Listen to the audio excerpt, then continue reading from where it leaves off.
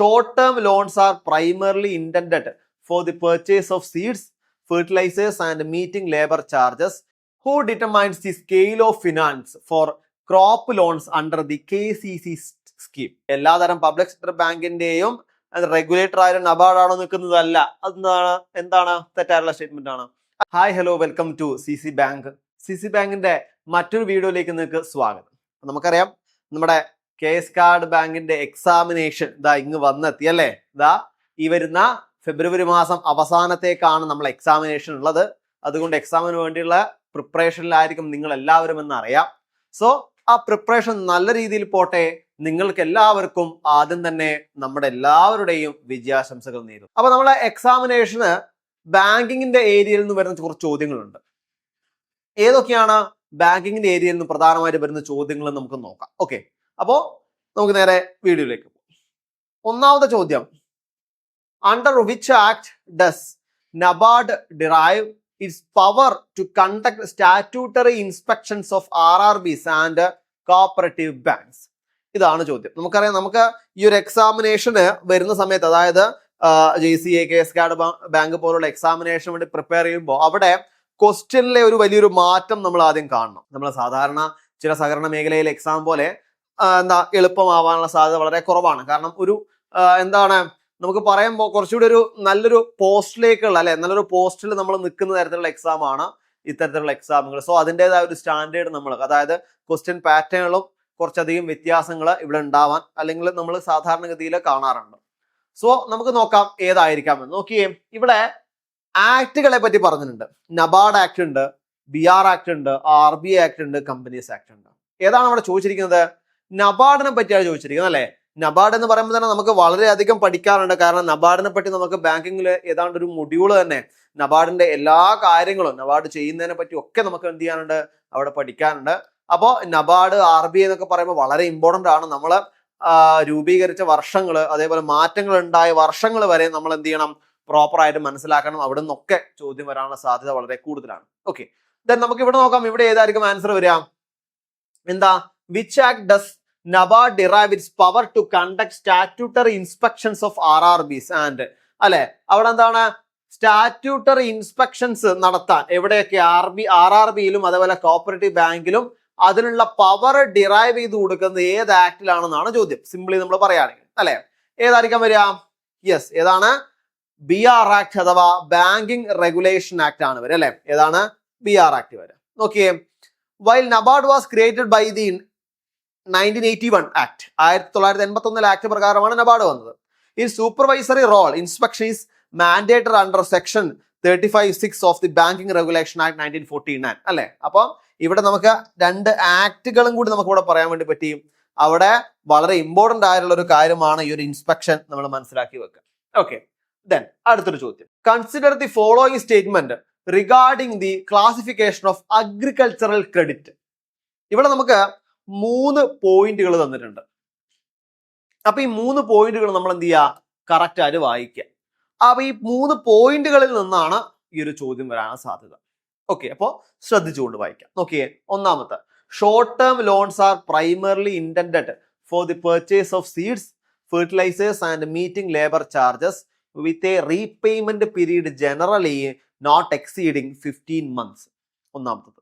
രണ്ടാമത്തെ, long term loans are provided for purposes like land reclamation and the purchase of the tractors with the repayment period extending up to 15 years.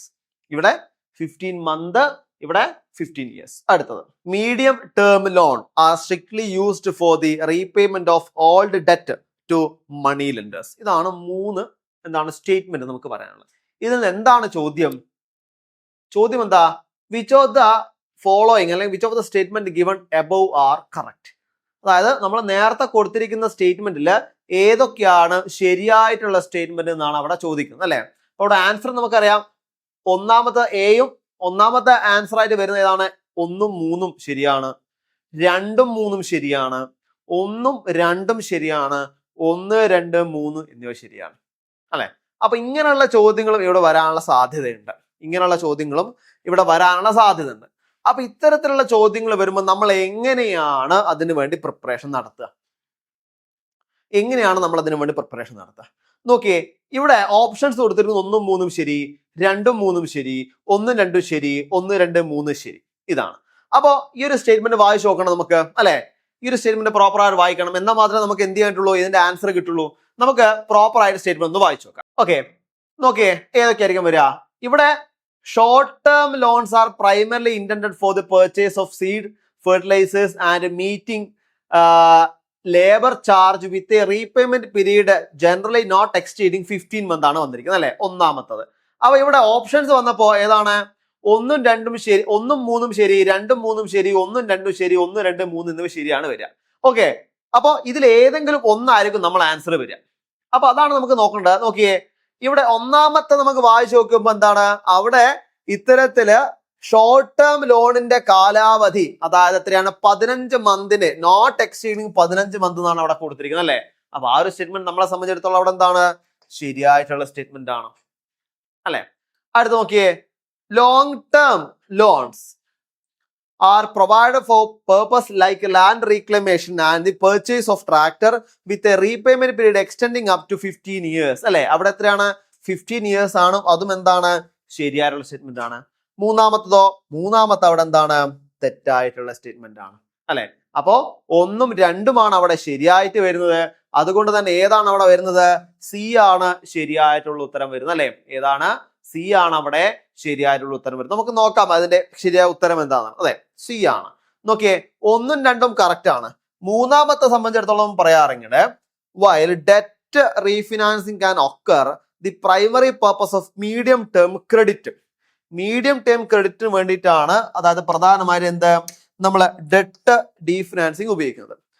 Four capital investment like purchasing livestock, pump set and small farm equipment, അല്ലെ? ആർക്ക് വേണ്ടിയിട്ടാണ്? അത് 1 മുതൽ 5 വർഷം, അല്ലെ? 1.5 to 5 വർഷം വരെയാണ് അവിടെ കൊടുക്കുന്നത്. പ്രധാനമായിട്ടും പമ്പ് സെറ്റ്, ലൈവ് സ്റ്റോക്ക്, അതേപോലെ സ്മോൾ ഫാം എക്യുപ്മെന്റ്, ഇത്തരത്തിലുള്ള കാര്യങ്ങളിലെ ക്യാപിറ്റൽ ഇൻവെസ്റ്റ്മെന്റ് പർച്ചേസ് ചെയ്യാൻ വേണ്ടിയിട്ടാണ് പ്രധാനമായിട്ടും മീഡിയം ടേം ക്രെഡിറ്റ് അവിടെ നമ്മൾ കൊടുക്കുന്നത്, അല്ലെ? Medium term credit.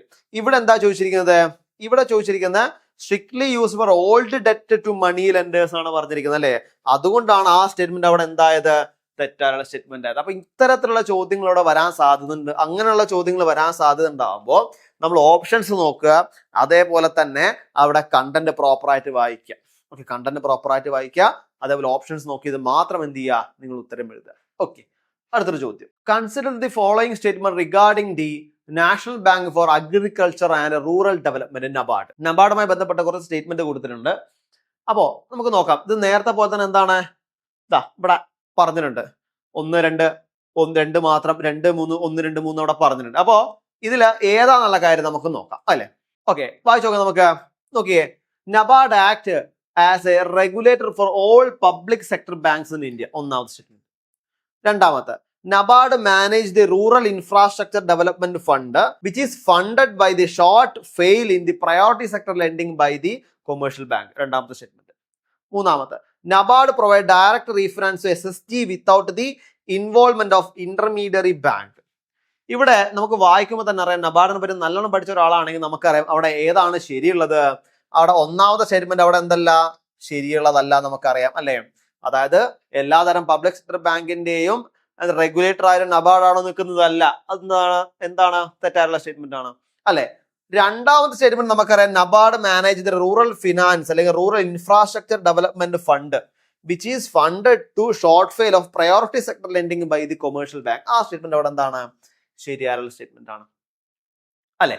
പിന്നീട് അടുത്തെന്താ, NABARD provide direct refinance SSGs without the involvement of intermediary bank. ആ സ്റ്റേറ്റ്മെന്റ് അവിടെ എന്താ, അവിടെ ശരിയല്ല, അവിടെ തെറ്റായുള്ള സ്റ്റേറ്റ്മെന്റ് ആണ്. അപ്പൊ ഇവിടെ രണ്ടാമത്താണ് വരുന്നത്, നോക്കാം നമുക്ക്. യെസ്, അപ്പൊ അങ്ങനെ വരുമ്പോ ഇവിടെ ഏതാണ് കറക്റ്റ് ആയിട്ടുള്ള സ്റ്റേറ്റ്മെന്റ് എന്നാണ് അവിടെ ചോദിച്ചിരിക്കുന്നത്. അപ്പൊ നമുക്ക് ധൈര്യപൂർവ്വം പറയാം ഏതാണ്, ബി ആണ്, അല്ലെ? 2 ഓൺലി ആണെന്ന് പറയാം, അല്ലെ? ഇനി ബാക്കി എന്താണെന്നുള്ളത് നമുക്ക് നോക്കാം. നോക്കിയേ, ആരാണ് അവിടെ ഒന്നാമത്തെ സ്റ്റേറ്റ്മെന്റ് അവിടെ പറഞ്ഞു എല്ലാതരം പബ്ലിക് ബാങ്കിലെയും റെഗുലേറ്ററി ആരാണ്, നബാർഡ് ആണെന്ന് പറഞ്ഞു. അല്ല, ആരാണ് റെഗുലേറ്ററി വരുന്നത്, RBI ആണ് വരുന്നത്. RBI ആണ് റെഗുലേറ്ററി വരുന്നത്. അതുകൊണ്ടാണ് ഒന്നാമത്തെ സ്റ്റേറ്റ്മെന്റ് അവിടെ തെറ്റായത്. മൂന്നാമത്തെ സ്റ്റേറ്റ്മെന്റ് എന്തുകൊണ്ട് തെറ്റായി നോക്കിയേ, NABARD follow a refinance model, meaning it provide fund to bank which then lend to SST. It does not typically lend directly to group. ഒരിക്കലും എന്ത് ചെയ്യുന്നില്ല, ഡയറക്ട്ലി ഗ്രൂപ്പുകളിലേക്ക് പോകുന്നില്ല, അല്ലെ? അപ്പൊ അതുകൊണ്ടാണ് ആ സ്റ്റേറ്റ്മെന്റ് അവിടെ തെറ്റായത്. അപ്പൊ ഏതാണ് അവിടെ ശരിയായിട്ടുള്ളത്? രണ്ടാമത്തെ സ്റ്റേറ്റ്മെന്റ് മാത്രമേ അവിടെ എന്തുള്ളൂ, ശരിയായിട്ടുള്ള സ്റ്റേറ്റ്മെന്റ് ഉള്ളൂ. ഓക്കെ, അടുത്തത്. Who determines the scale of finance for crop loans under the KCC scheme? KCC scheme ആണ് എന്താണ്? കിസാൻ ക്രെഡിറ്റ് കാർഡ്, അല്ലെ?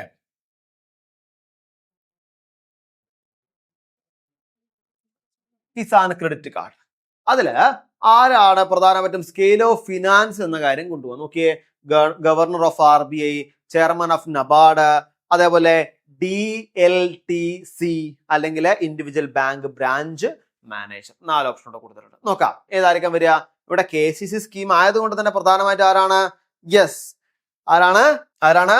DLTC ആണ്, അല്ലെ? ആരാ? ഡിസ്ട്രിക്ട് ലെവൽ ടെക്നിക്കൽ കമ്മിറ്റി ആണ്. ആരാണ്? District level technical committee. നമുക്ക് നോക്കാം. ദി സ്കെയിൽ ഓഫ് ഫിനാൻസ് അല്ലെ cost of growing A specific crop per acre, അല്ലെ? അതായത് ഒരു സ്പെസിഫിക് ക്രോപ്പിന് വേണ്ടിയിട്ടുള്ള അത് എത്രത്തോളം ഏക്കറിലുണ്ട്, അതിന് എത്രയാണ് ഗ്രോ ചെയ്യാനുള്ള കോസ്റ്റ് എന്നാണ് അവിടെ എന്ത് സ്കെയിൽ ഓഫ് ഫിനാൻസ് എന്നുകൊണ്ട് അർത്ഥമാക്കുന്നത്. Okay, it decided at the district level two account for local variations in soil, labour and input cost, അല്ലെ? അവിടെ സോയില്, അതേപോലെ ലേബർ, ഇൻപുട്ട് കോസ്റ്റ്, ഇതിന്റെ ഒക്കെ വേരിയേഷൻസിനെ ആനുപാതികമായിട്ടാണ് എന്ത് ചെയ്യുന്നത് അവ പറയപ്പെടുന്നത്. അതുകൊണ്ട് തന്നെ ഏതാണ് വരിക? ഡിസ്ട്രിക്ട് ലെവൽ ടെക്നിക്കൽ കമ്മിറ്റിയാണ് എന്ത് ചെയ്യുന്നത്, പ്രൊവൈഡ് ചെയ്യുന്നത്. ഓക്കെ, അടുത്തൊരു ചോദ്യം. അടുത്ത നോക്കിയേ. What is the primary objective of the micro enterprise development programme MEDP run by NABARD? NABARD കൊണ്ടുവന്നിരിക്കുന്ന MBDPയുടെ പ്രധാനപ്പെട്ട പ്രൈമറി ഒബ്ജക്റ്റീവ് എന്താണെന്നാണ് ചോദിക്കുന്നത്. നോക്കിയേ. To provide direct loan to large farmers, to provide skill up gradation to handloom and SSG members, to regulate the interest rate of MFIs, to digitalize the record of the all rural bank. ഇതാണ് വന്നിരിക്കുന്നത്. നോക്കി, അവിടെ full form എന്താ? Micro enterprise development programme ആണ് MEDP. അപ്പോൾ MEDP എന്ന് പറയുമ്പോൾ തന്നെ പ്രധാനമായിട്ടും എന്താണ് അവിടെ നമുക്ക് ഉണ്ടാവുന്ന ചെറുകിട, അല്ലെ? ചെറുകിടമായ വ്യവസായങ്ങൾ നമ്മുടെ നാട്ടിൽ ഒരുപാടുണ്ട്, അല്ലെ? ചെറുകിട വ്യവസായങ്ങൾ നമ്മുടെ നാട്ടിൽ ഒരുപാടുണ്ട്. അപ്പൊ അത്തരത്തിൽപ്പെട്ടുള്ള വ്യവസായമാണ് പ്രധാനമായിട്ട് എന്ത് വരുന്നത്, നമ്മളെ ഹാൻഡ്ലൂം എന്ന് പറയുന്നത്, അല്ലെ? ഹാൻഡ്ലൂം SSG പറഞ്ഞത്. അപ്പൊ അവർക്ക് വേണ്ട സ്കില്ലുകൾ കൂട്ടാൻ ആവശ്യമായിട്ടുള്ള, അല്ലെങ്കിൽ എന്താ, അവരും ബാങ്കുമായിട്ടുള്ള ഒരു ഗ്യാപ്പ് മാക്സിമം കുറയ്ക്കാനൊക്കെ വേണ്ടിയിട്ടാണ് ഇത്തരത്തിൽ എന്ത് വന്നത്, MEDP വന്നിരിക്കുന്നത്. നോക്കിയേ, MEDP focus on bridging the gap between banking and the livelihood by teaching SSG members how to run small business. അതായത് പോൾട്രി പോലെ, ടൈലറിംഗ് പോലുള്ള ബിസിനസ്സുകൾ എങ്ങനെ റൺ ചെയ്യണം, ബാങ്കുമായി ബന്ധപ്പെട്ട എന്തൊക്കെ സഹകരണങ്ങളാണ് നമുക്ക് ലഭിക്കാം, അങ്ങനെയുള്ള പല കാര്യങ്ങൾ നമുക്ക് ലഭിക്കാനും കൂടി വേണ്ടിയിട്ടാണ് നമ്മൾ മൈക്രോ എന്റർപ്രൈസ് ഡെവലപ്മെന്റ് പ്രോഗ്രാം നമ്മൾ NABARD കൊണ്ടുവന്നിരിക്കുന്നത്. അതാണ് അതിന്റെ പ്രധാനമായിട്ടുള്ളൊരു ഒബ്ജക്റ്റീവ്. ഓക്കെ, അപ്പോ ഇതൊക്കെയാണ് നമുക്ക് പ്രധാനമായിട്ട് ഡിസ്കസ് ചെയ്യാനുള്ള. നമുക്കറിയാം, നമ്മളെ KS കാർഡ് ബാങ്കിന്റെ അവസാന ഘട്ടത്തിലുള്ള പരിശീലനത്തിലാണ് നിങ്ങളൊക്കെ. KS കാർഡ് ബാങ്ക് എക്സാമിന് വേണ്ടി പ്രിപ്പയർ ചെയ്യുന്ന ഉദ്യോഗാർത്ഥികളെ സഹായിക്കാനായിട്ട് നമ്മളെ പുതിയ ബാച്ച് നമ്മൾ സ്റ്റാർട്ട് ചെയ്യുന്നുണ്ട്. അത്ര ദിവസം മാത്രമേ ഉള്ളൂ. അതുകൊണ്ട് തന്നെ ഒരു ബൂസ്റ്റർ ബാച്ച് ആയിട്ടാണ് നമ്മൾ തുടങ്ങുന്നത്. അപ്പോൾ PDF നോട്ടുകൾ, അതേപോലെ തന്നെ ലൈവ് ക്ലാസ്സുകൾ, റെക്കോർഡ് സെഷൻസ്, എക്സാമുകൾ, ഇങ്ങനെ ഒരുപാട് ഫീച്ചേഴ്സ് ആണ് നമ്മളെ ബാച്ചിലുള്ളത്. ഈ അവസാനഘട്ട പരീക്ഷയിൽ നമ്മളോടൊപ്പം ചേർന്നുകൊണ്ട് നല്ലൊരു മാർക്ക് നിങ്ങൾക്ക് സ്കോർ ചെയ്യാൻ പറ്റട്ടെ. അപ്പൊ നമ്മളെ പുതിയ ബാച്ചുമായി ബന്ധപ്പെട്ട കാര്യങ്ങൾ അറിയാനും ബാച്ചിൽ ജോയിൻ ചെയ്യാനും നിങ്ങളുടെ നമ്പർ കൊടുത്തിട്ടുണ്ട്. ഈ ഒരു നമ്പർ ത്രൂ എന്ത് ചെയ്യാം, നിങ്ങൾക്ക് കോൺടാക്ട് ചെയ്യാം. കൂടാതെ താഴെ നമ്മളെ ബാച്ചിന്റെ ഡീറ്റെയിൽസുമായിട്ട് താഴെ ഒരു ഗൂഗിൾ ഫോം കൊടുക്കുന്നുണ്ട്. പുതിയ ബാച്ചിന്റെ ഡീറ്റെയിൽസ് അറിയാൻ വേണ്ടി താഴെ ഗൂഗിൾ ഫോം ത്രൂ നിങ്ങൾക്ക് കണക്ട് ചെയ്യാം. കൂടാതെ ആദ്യമായിട്ട് ചാനൽ കാണുന്നവരാണ് സബ്സ്ക്രൈബ് ചെയ്യാം. അത് കൂടാതെ നമ്മളെ ഫ്രീ ഗ്രൂപ്പിന്റെ ലിങ്കും താഴെ കൊടുക്കാം. കൂടാതെ നമ്മളെ ഇൻസ്റ്റാഗ്രാം പേജിന്റെ ലിങ്ക് താഴെ കൊടുക്കാം. കാരണം നിങ്ങൾക്ക് ഒരു 1 മിനിറ്റ് PYQ എന്ന രീതിയിൽ ഒരുപാട് കാര്യങ്ങൾ, അതായത് നമ്മൾ റീൽസ് ഒക്കെ കാണുന്നതിനിടയ്ക്ക് നമുക്കൊരു അറിവ് കിട്ടുക എന്ന രീതിയിൽ അവിടെ എന്തുണ്ട്, ഒരുപാട് കാര്യങ്ങൾ അവിടെ ഇൻസ്റ്റാഗ്രാം പേജ് കൊടുക്കുന്നുണ്ട്. അതിന്റെ ലിങ്ക് കൂടെ നമ്മൾ താഴെ കൊടുക്കാം. അപ്പൊ നമ്മളെ പുതിയ KS കാർഡ് ബാങ്ക് അസിസ്റ്റന്റിന് വേണ്ടി പ്രിപ്പയർ ചെയ്ത് നിങ്ങളെ സഹായിക്കാനുള്ള നമ്മളെ പുതിയ ബൂസ്റ്റർ ബാച്ച് നമ്മൾ സ്റ്റാർട്ട് ചെയ്യുന്നുണ്ട്.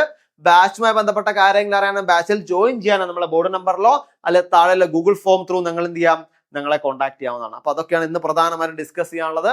ഇനി അടുത്ത ദിവസം നമുക്ക് ഇതുമായി ബന്ധപ്പെട്ട കൂടുതൽ ക്വസ്റ്റ്യൻസും ഡിസ്കഷനുമായിട്ട് വീണ്ടും കാണാം. താങ്ക്